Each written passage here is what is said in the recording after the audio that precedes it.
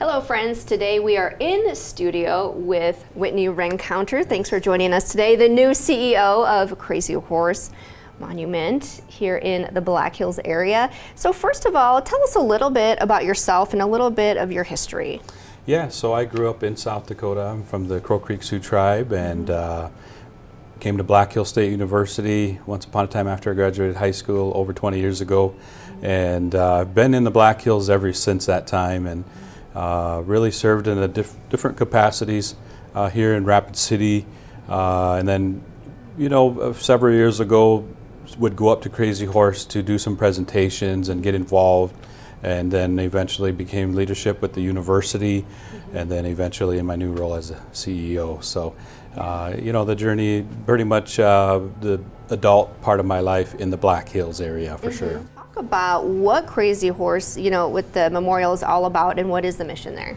Yeah, absolutely. So the mission of Crazy Horse Memorial is to protect and preserve the history, culture, living heritage of North American tribes. There's over 570 tribes across the nation. So every tribe has their own language, their own way of life, so on and so forth. Very intricate. We in America and even around the world really don't have an opportunity from public schools to really learn about the differences and the beauty of the other cultures, so on. And so we feel very fortunate that our mission, aligned by the late Chief Henry Standing Bear and his relationship with Korczak Jokowski, the founders of Crazy Horse Memorial, and so we're really fortunate that we have this opportunity because it's a one-of-a-kind organization and mission, so to speak. Yeah, you just mentioned some of the predecessors there. Talk about their work and why that was so important to sort of pave that way. Sure. So Chief Henry Standing Bear, he went to Carlisle Indian School once upon a time, and around the time of assimilation, to assimilate Native Americans into society in America today. And so he probably was not really knowing what to expect when he went to a boarding school, to really assimilate him into a new culture. But he took the education he learned at Carlisle Indian School and flipped it to a positive. He felt like anyone can use education for a positive purpose. That is when he saw the happening of Mount Rushmore here in the Black Hills. And he asked Korczak Jokowski to help carve a mountain that is dedicated towards Native American people. And that vision really led to what Crazy Horse Monument is today. And so Korczak Jokowski dedicating his life, then the first CEO of Crazy Horse Memorial, Ruth Jokowski, or the late Mrs. Z, who really established the importance of making a friend first, developing relationships, and then from then on the family and all the dedicated workers, donors, supporters of the memorial really have created it what it is today.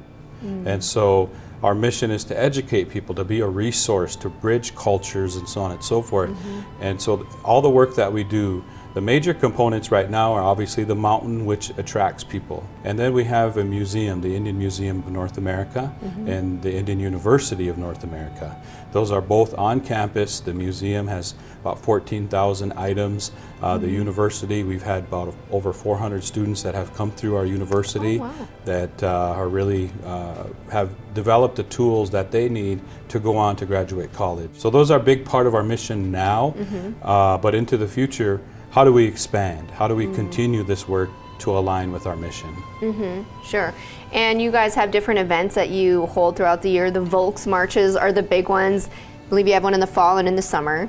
Yeah, so the Volks Sports Association, has multiple events across the nation, but obviously the Volks March at Crazy Horse Memorial is one of absolutely their largest event that happens, and it really gives guests a one-of-a-kind opportunity to hike up on top of the mountain in front of Crazy Horse's face onto the arm and really experience the beauty of Crazy Horse Memorial, but especially the Black Hills, because the view from up there is great.